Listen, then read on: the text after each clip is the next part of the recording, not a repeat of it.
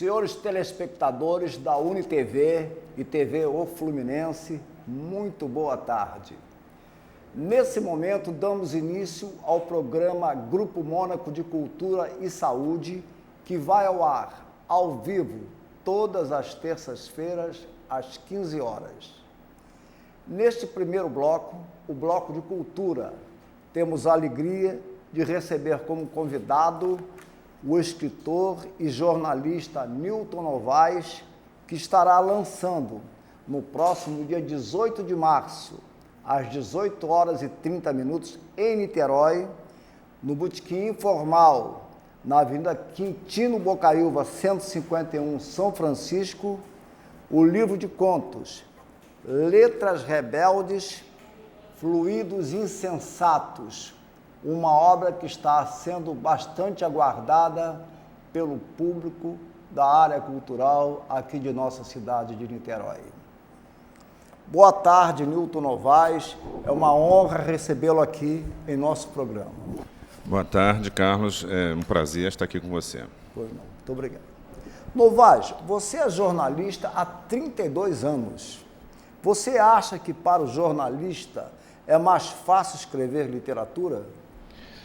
Bem, o jornalista ele é treinado para escrever de forma objetiva, né, contar uma história com início, meio e fim. A literatura exige um espaço para uma escrita um pouco mais aberta ao devaneio, né, aberta à filosofia, aberta a outra forma de mostrar os fatos. Mas eu acho que a junção das duas técnicas acaba dando um resultado bom. Perfeito. E o que te levou a escrever contos, ficção? Como foi essa passagem do jornalista que relata fatos reais do dia a dia para o escritor que inventa histórias? Eu quando estava na faculdade de jornalismo, eu conheci a escrita de um poeta chamado Mayakovsky, né, um russo, e me apaixonei. Então, meu curso de jornalismo já foi um pouco enveredado também para a ficção em termos de poesia, né? Então, eu escrevi muita poesia durante muito tempo. E há pouco mais de 2 anos eu resolvi escrever contos e experimentar, né? E começou a dar certo, as pessoas começaram a gostar, e eu me animei, e aí agora eu estou escrevendo contos. Perfeito. Mayakovsky é um poeta muito procurado, muito lido pelo meio. Realmente é um nome muito importante da poesia russa. Qual a sua formação como leitor? Quais são seus autores preferidos? Você poderia nos citar? Então, eu, como eu te falei, comecei pela poesia, então eu li todos os poetas, né? De Mayakovsky, os brasileiros, Ferreira Goulart, Drummond, Bandeira, João Cabral, toda essa gente boa, né, e antiga. E na prosa, eu quero citar o seguinte, em homenageando os contos, já que meu livro é de contos, Machado de Assis tem um conto chamado O Espelho, que é um conto que até uma amiga que me indicou, e realmente é uma leitura maravilhosa. A gente encontra na internet. E do Guimarães Rosa, A Terceira Margem do Rio, que também é um conto esplêndido. Então, eu gosto muito dos autores de língua portuguesa, que tratam bem o idioma, inovam com o idioma, né? Como é o caso do Mia Couto, moçambicano, como é o caso do Saramago, que é o nosso pai, né? O pai de todos de língua portuguesa, que é um português, o Walter Hugo Mãe, que é angolano, né? Então são autores até mais contemporâneos, mas que realmente colocaram a língua portuguesa num patamar assim, bastante especial na literatura, a meu ver. Então, e nos clássicos eu gosto de Chekhov, que é um russo também muito interessante nos contos, e Kafka, não posso esquecer do Kafka. Certo. Kafka, que tanto marcou com a sua obra O Processo. Você destacou nomes importantíssimos aí da literatura brasileira, Machado de Assis, que também tem o conto O Alienista, Cartomante, né? E tantas outras. E Guimarães Rosa, que esteve na Academia Brasileira de Letras por 3 dias. Ele nunca nem queria tomar posse, tomou posse 3 dias depois, veio a falecer e deixou 2 obras muito importantes, que foi Sagarana e Grande Sertão Veredas. Você agora, no dia 18 de março, estará lançando aqui em Niterói, no Botequim Informal, o livro de contos Letras Rebeldes, Fluidos Insensatos. Eu queria saber, Milton, por que esse título? Carlos, o livro, os contos, depois de terminados, assim,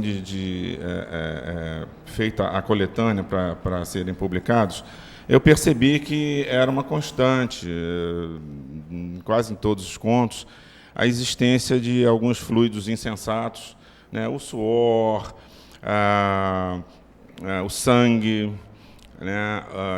Até tinta, né? Porque tem a história de um pintor de paredes, enfim, há sempre alguma forma, e esses fluidos eles entram na história para expressar alguma situação e algum sentimento desses personagens, né? Então, ele realmente tem esse título, ele espelha realmente o que é o livro, o que são os contos do livro, né? E as Letras Rebeldes é um caso à parte. Perfeito. Eu vou repetir o local e o endereço também do lançamento desse livro tão aguardado. É no Botequim Informal, Avenida Quintino Bocaiúva, número 151, no bairro de São Francisco. Estão todos convidados, né, para participar. Está aberto a todo mundo. Então estaremos lá para aplaudi-lo. Vai ser um prazer. Logo no primeiro conto do livro, há uma história meia fantástica sobre letras que se rebelam. Poderia nos... Exatamente, por isso um dos porquês o título tem Letras Rebeldes, né? É uma história... Eu havia escrito há uns anos atrás um pequeno poema onde as letras se juntavam para formar poemas os mais belos e tal. Isso acontecia durante a madrugada, enquanto as pessoas da casa dormiam. E um dia, depois de uma palestra, até uma palestra de uma amiga de Niterói, da Cristiana Seixas, sobre biblioterapia, né, que é a terapia através da leitura, e a palestra é tão enriquecedora que eu saí de lá com essa ideia. Esse poema voltou na minha cabeça e eu falei, bom, e se as letras se rebelassem? E se tudo que está escrito no mundo, de uma forma ou de outra, se modificasse ou desaparecesse? Então, esse caos aparente que isso geraria, né, levou a escrita desse conto para um universo bem fantástico. Perfeito. O livro, inclusive, tem o prefácio do doutor de letras, Benito Petralha, que, por sinal, é uma figura brilhante. Li o seu prefácio e aplaudo as suas palavras. Também chama a atenção, Nilton, que seu livro possui um anexo, uma transparência. Ela vem aqui no final do livro. Isso é uma novidade? De onde veio essa ideia? Então, Carlos, o que acontece? A gente vê os debates sobre o fim do livro, essa coisa dos e-books, né, do livro eletrônico, da pessoa acessar pela internet. E eu faço parte ainda dos saudosistas que gostam de pegar no livro, né? De poder sair com ele de casa, levar para, se você vai na rua resolver alguma coisa, levar o livro, porque enquanto você espera, você pode ler um pouquinho, ou ler na condução. Então, eu prezo muito fisicamente o livro, né? Então, eu pensei, poxa, e se o livro trouxesse alguma coisa que, a princípio, a não ser que até que inventem a tecnologia, mas, a princípio, não pudesse ser eletrônico, tivesse que ser palpável, né? Então, surgiu essa história, é um conto onde existe na história uma transparência, que é entregue a um jornalista, um correspondente de guerra, e ele fica lá, ele tem que pegar nessa transparência e descobrir o que ela vai revelar. E eu pensei, bom, e se eu fizesse a mesma coisa? E se eu desse essa transparência para o leitor para que ele também descobrisse? Né? Em vez de eu contar na história, se o leitor fosse levado a passar por essa situação também. É verdade. Eu também sou daqueles que gostam de tocar no livro. Eu acho que o livro nunca vai acabar. Realmente, o livro tem que permanecer. E eu mexo com livro, trabalho com livros há mais de meio século. Quer dizer, ao ter essa transparência em mãos, o leitor vai ter a mesma sensação do personagem. Exatamente. O leitor vai estar na mesma situação do personagem que ele acabou de ler o conto. Sim. Então, ele vai estar com aquela transparência, vai pensar, o que eu faço com isso? Que é a mesma coisa que o personagem pensa, né? E o leitor vai ser levado a ter as mesmas dúvidas momentâneas que o personagem teve e a mesma descoberta. Perfeito. Eu queria saber, Novaes, os outros contos, de que se tratam? Que tipo de personagem o leitor vai encontrar em Letras Rebeldes, Fluidos e Sensatos? Olha, aos poucos eu fui descobrindo que alguns personagens meus eram assim uma forma eram personagens que suplantavam dificuldades, né, superavam limitações. Então, e até também aqueles um pouco rebeldes, mas uma rebeldia saudável, né? Então, eu tenho, por exemplo, há um pintor que gosta de poesia. Então, pintar uma parede, para ele, não é a mesma coisa do que para a maioria dos pintores. Então, vocês vão poder ler e descobrir. Nós temos no livro um gandula de futebol, um garoto de 18 anos, e que ele queria ser jogador de futebol desde pequeno, o pai não deixou, e ele vai ser gandula. E o que surge daí, porque você sabe que os sonhos da pessoa, eles não morrem, né? É verdade. Eles não morrem, não adianta. Por mais que tentem sufocar, eles não morrem. Eles ficam lá guardadinhos e um dia eles vêm à tona. Então, é o que acontece nesse conto.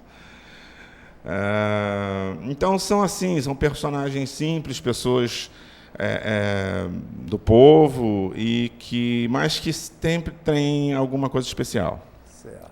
Sempre tem alguma coisa, algum sonho, alguma vontade que eles querem realizar e que eles, de uma maneira ou de outra, acabam realizando. Certo. São vários contos no seu livro, né? São 17 contos. 17 contos. São 17 contos. Eu tenho nós temos um conto que é de um cozinheiro, né, uma pessoa que está bastante atormentada, bastante insatisfeita com o seu trabalho, mas no próprio fazer daquelas comidas ele vai descobrindo algumas fontes de prazer e tem um final também bastante diferente. Realmente o livro é interessante. Seu conto vencedor do 5º prêmio da Universidade Federal Fluminense, da UF, né, de literatura.